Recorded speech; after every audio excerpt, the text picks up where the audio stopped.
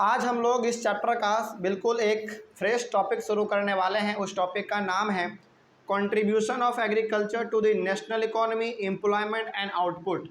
इसके कुछ क्लास पहले हम लोगों ने पूरी तरीके से हमारा फूड क्रॉप क्या होता है, नॉन फूड क्रॉप क्या होता है, टेक्निकल और इंस्टीट्यूशनल रिफॉर्म्स किस प्रकार से हमारे भारत में एग्रीकल्चर को लेकर किया गया है, यानी कि तमाम चीज़ों के बारे में हम लोग जान चुके हैं, सीख भी चुके हैं, है ना, बात भी कर चुके हैं। आज हमारे पास बिल्कुल एक सबसे हट के बिल्कुल अलग सा टॉपिक है, contribution of agriculture to the national economy, employment and output. मतलब कि एग्रीकल्चर हमारे नेशनल इकोनॉमी में किस प्रकार से कंट्रीब्यूट कर रहा है, किस प्रकार से उसको बढ़ाने में पार्टिसिपेट कर रहा है, इसके बारे में हम लोग पढ़ेंगे। साथ ही साथ एग्रीकल्चर कितना ज़्यादा एम्प्लॉयमेंट क्रिएट कर रहा है, यानी कि रोज़गार दे रहा है कि नहीं दे रहा है लोगों को, इसके बारे में भी पढ़ेंगे। और साथ ही साथ वो कितना ज़्यादा आउटपुट क्रिएट कर रहा है, यानी कि कितना ज़्यादा वो प्रोडक्शन कर रहा है।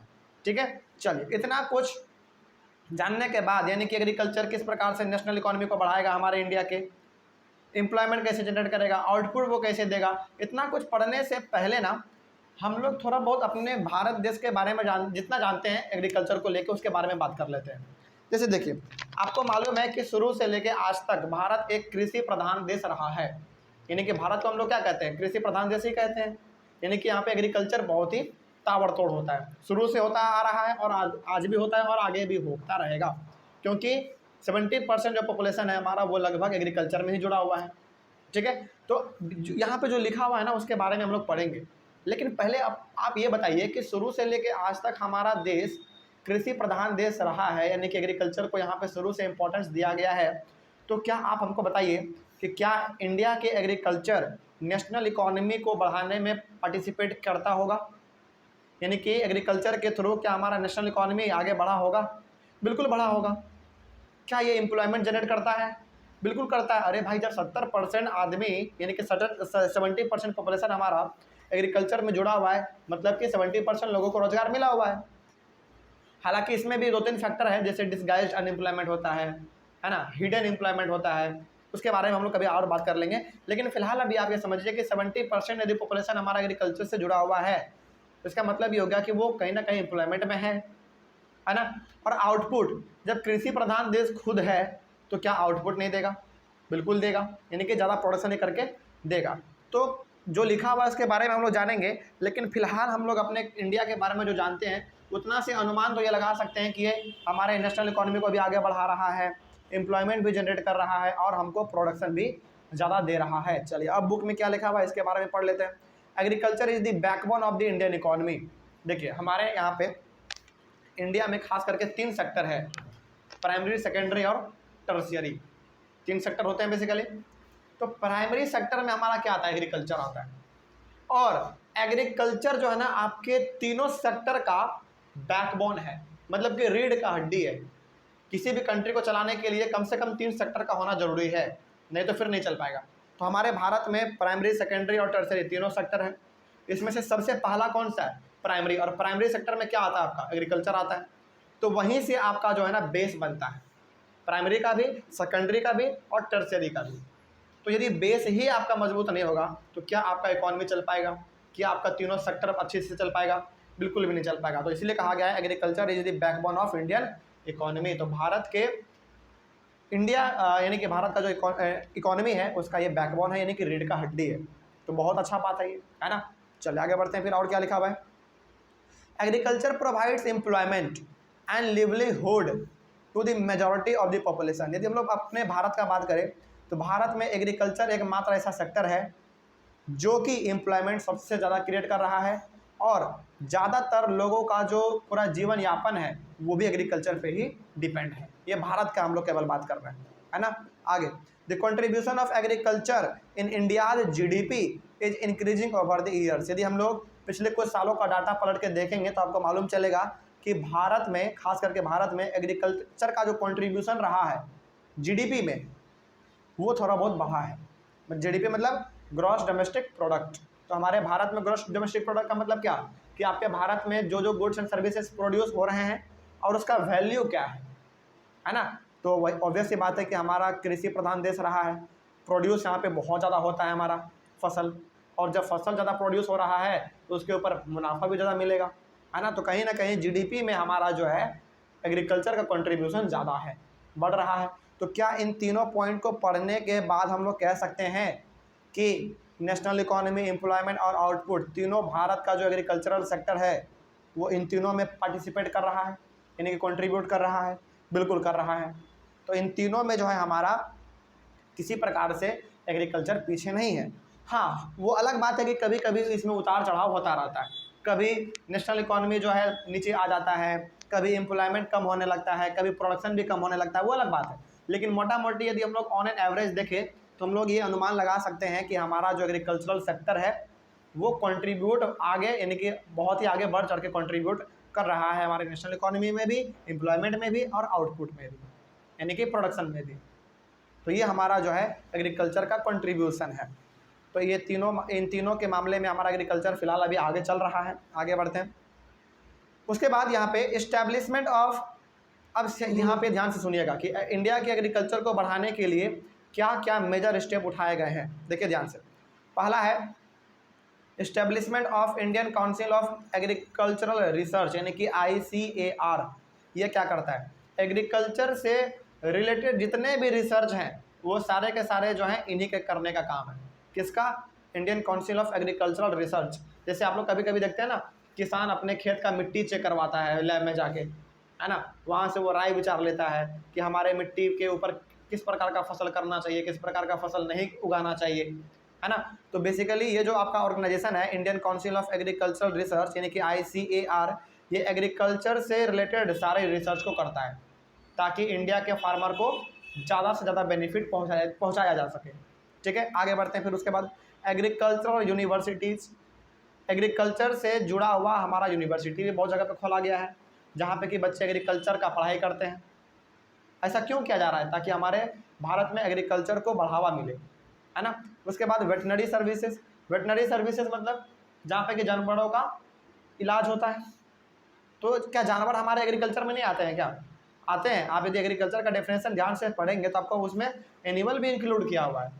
तो खेती बाड़ी करना केवल एग्रीकल्चर नहीं कहलाता है, जानवरों को पालना भी एग्रीकल्चर ही कहलाता है। ठीक है, तो वेटनरी सर्विसेज जहाँ पे कि जानवरों का इलाज किया जाता है। उसके बाद animal breeding centre, animal breeding centre मतलब जहाँ पे जानवरों को रखा जाएगा, पाला जाएगा, उसका देखभाल किया जाएगा। ऐसे ऐसे सेंटर्स भी गवर्नमेंट के द्वारा खोले जाते हैं। ठीक है, और उसके बाद हॉर्टिकल्चर डेवलपमेंट। हॉर्टिकल्चर क्या होता है? याद कीजिए, जब हम लोग मार्केट में बेचने के पर्पज़ से सब्जी का, फल का और फ्लावर का खेती करते हैं तो वही आपका कहलाता है हॉर्टिकल्चर। तो इनके ऊपर भी बहुत खर्च किया गया है, यानी कि इसके ऊपर भी बहुत रिसर्च किया गया है, यानी कि इसके ऊपर भी हमारा काम चल रहा है। उसके बाद research and development in the field of metrology and weather forecast, मौसम विभाग जिसको हम लोग कहते हैं, metrology and weather forecast basically मौसम का हाल चाल बताने वाला जो हमारा डिपार्टमेंट है, इसके ऊपर भी हमारा पूरा रिसर्च किया गया है। यानी कि ये सारे के सारे ऑर्गेनाइजेशन, ये सारे के सारे फैक्टर मिलके हमारे इंडियन एग्रीकल्चर को बढ़ा रहे हैं। वही बात यहाँ पे लिखा हुआ था, ETC were launched by the government for improving Indian agriculture. तो ये सारे के सारे फैक्टर्स जो हैं लॉन्च किए गए हैं इंडियन गवर्नमेंट के द्वारा। क्यों? ताकि इंडिया के एग्रीकल्चर को बढ़ावा मिल सके। एक बार पूरा पढ़ दे रहे हैं। Establishment of Indian council of agricultural research, यानी कि ICAR, agricultural university, veterinary services, animal breeding centres, horticulture development, research and development in the field of metrology and weather forecast etcetera. अच्छा, यहाँ पे ना सबसे अहम रोल होता है खास करके, हालांकि सबके सब इम्पॉर्टेंट है, लेकिन यहाँ पे अहम रोल ये भी अदा करता है research and development in the field of metrology and weather forecast. इसी से पता चलता है कि कहाँ पे किस समय पे बारिश होने वाला है कि नहीं, और इसी के हिसाब से जो है किसान अपने फसल को उगाते हैं। यदि पता ना चले तो क्या किसान अपने फसल को अच्छी तरीके से उगा पाएंगे? नहीं उगा पाएंगे, है ना। वही बात यहाँ पे लिखा हुआ था। तो मौसम विभाग का काम ये है कि कब बारिश होने वाला है, कब बारिश नहीं होने वाला है, ये किसानों को जाके बता दो। क्या घर घर जाके बताएंगे?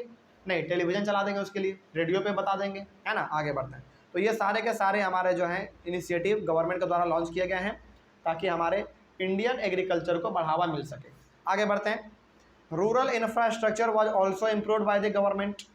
हमारे जो रूरल इंफ्रास्ट्रक्चर हैं, रूरल इंफ्रास्ट्रक्चर का मतलब जो गाँवों में खेती होते हैं, जैसे गाँव में यदि खेती करने के लिए पानी का साधन नहीं है तो कुआं खोद देना या फिर तालाब बना देना, या फिर यदि गाँवों में खेती करने के लिए मोटर नहीं है तो मोटर का वहाँ पे फैसिलिटी प्रोवाइड कर देना, यानी कि तमाम चीज़ों का फैसिलिटी गाँवों में प्रोवाइड कर देना, ये भी हमारा गवर्नमेंट अच्छे तरीके से कर रहा है। ये सब कुछ हो रहा है तभी तो हमारा एग्रीकल्चर जो है कंट्रीब्यूट कर रहा है किस चीज़ में, नेशनल इकोनॉमी को बढ़ाने में, एम्प्लॉयमेंट जनरेट करने में और आउटपुट बढ़ाने में, है ना। तो कहीं ना कहीं गवर्नमेंट का कंट्रीब्यूशन बहुत ही जरूरी है। गवर्नमेंट कंट्रीब्यूट करेगा तो ऑटोमेटिकली आपका ये तीनों चीज़ बढ़ेगा। ठीक है, आगे बढ़ते हैं। So we can say that the contribution of agriculture to the national economy, employment and output are quite good. तो एग्रीकल्चर का जो कंट्रीब्यूशन है नेशनल इकोनॉमी को बढ़ाने में, एम्प्लॉयमेंट जनरेट करने में और आउटपुट को ज़्यादा से ज़्यादा प्रोड्यूस करने में बहुत अच्छा उसका कंट्रीब्यूशन है, मतलब।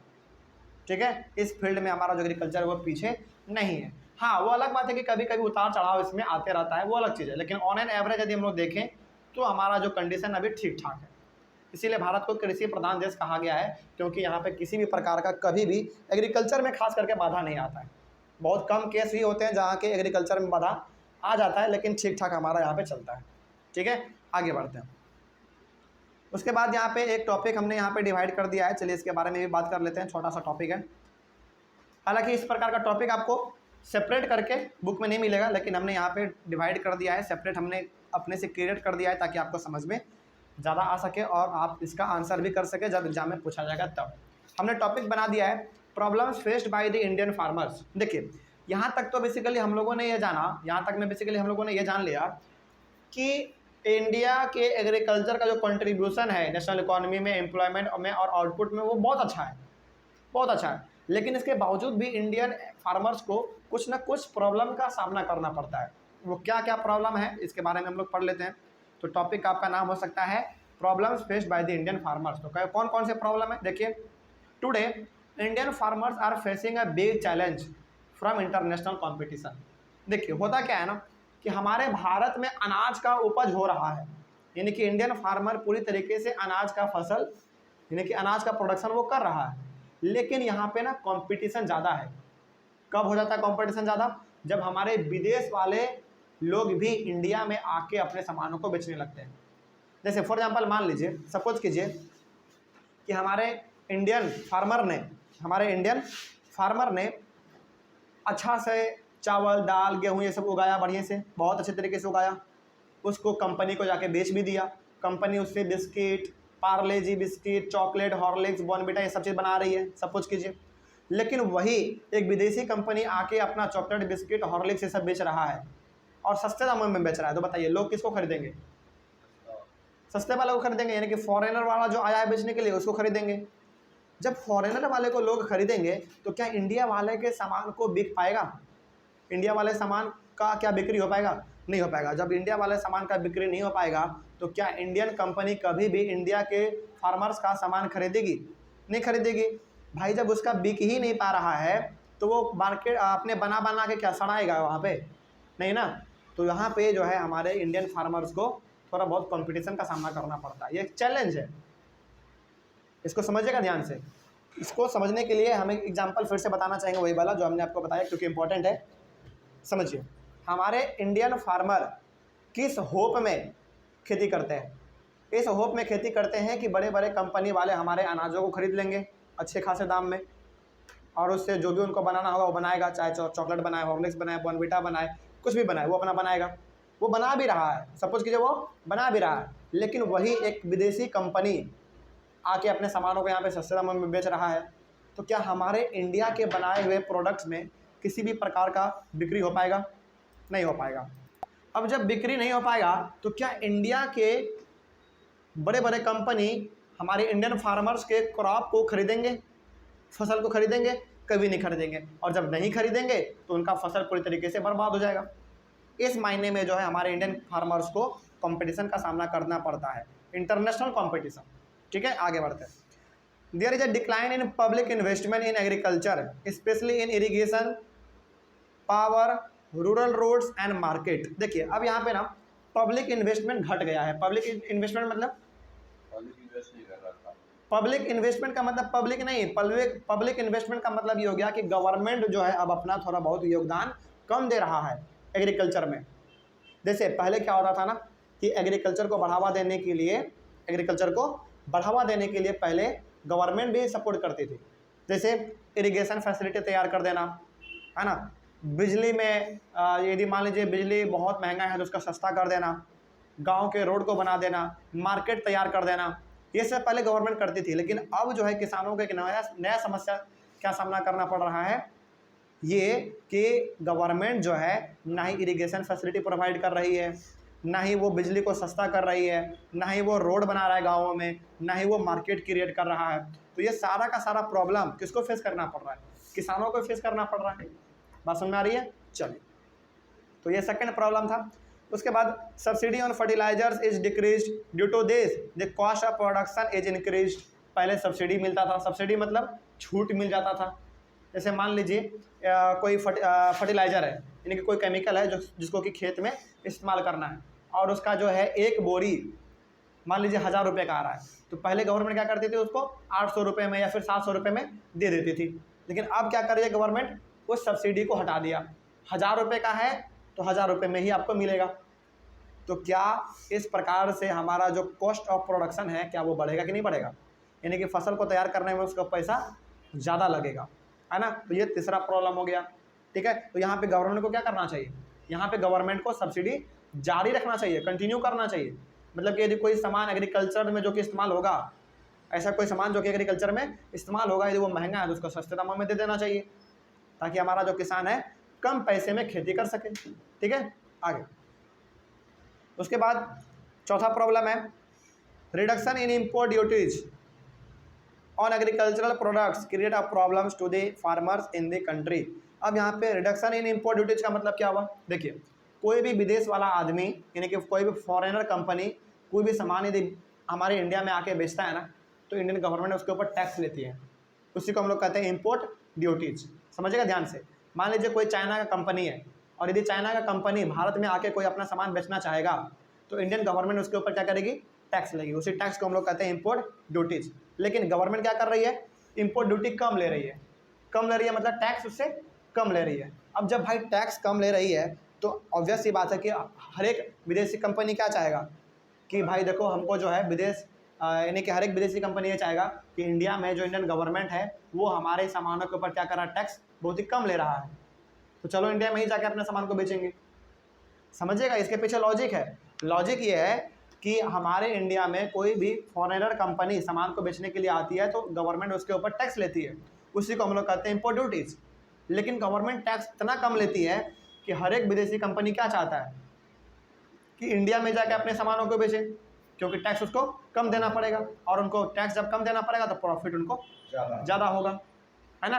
तो ये भी एक प्रकार का ना प्रॉब्लम ही है, किसके लिए? इंडियन फार्मर के लिए, क्योंकि फॉरेनर लोग ज़्यादा अपने सामानों को यहाँ पे लेके आएंगे तो उनके सामानों को इम्पोर्टेंस ज़्यादा मिलेगा, हमारे सामानों का इम्पोर्टेंस कम मिलेगा। तो ये एक समस्या है, ठीक है ना। तो ये चौथा समस्या था। उसके बाद farmers are withdrawing their investment from agriculture. अब जब इतना सारा समस्या है इंडियन फार्मर को, तो क्या कोई भी फार्मर अपना खेती कंटिन्यू करना चाहेगा? नहीं करना चाहेगा। इसीलिए लिखा हुआ है कि farmers are withdrawing their investment from agriculture. तो एग्रीकल्चर में वो जो है अपना इन्वेस्टमेंट करना ही नहीं चाहता है, एग्रीकल्चर में पैसा लगाना ही नहीं चाहता है। वो चाहता है कि जो समय हम अपना इसमें लगाएंगे, जो पैसा हम इसमें लगाएंगे, वही समय और पैसा यदि हम किसी दूसरे चीज़ में लगा दें तो हमको प्रॉफिट ज़्यादा हो जाएगा। इसी कारण से जो है एग्रीकल्चर में आज लोगों का जो रुचि है वो धीरे धीरे घट रहा है। क्यों घट रहा है? क्योंकि यहाँ पे फ़ायदा ही नज़र नहीं आ रहा है। लेकिन फ़ायदा नज़र आ सकता है कब? जब इसमें थोड़ा बहुत हमारा गवर्नमेंट भी कंट्रीब्यूट कर दे, इम्पोर्ट ड्यूटी ज़्यादा कर दे, है ना, सब्सिडी लगा दे, सब्सिडी हम लोगों को दे, कम दामों में हमारा एग्रीकल्चर का सामान जो है वो प्रोवाइड हमको कर दे, तो इस महीने में हमारा एग्रीकल्चर इम्प्रूव हो सकता है, ठीक है। चलिए, उसके बाद तो ये कुछ ऐसे प्रॉब्लम्स थे जो कि इंडियन फार्मर्स को फेस करने पड़ते हैं। उसके बाद हमारा नया टॉपिक शुरू होगा अगले वाले क्लास में, इसका नाम है फूड सिक्योरिटी, ठीक है। चलिए, thank you very much and have a nice day.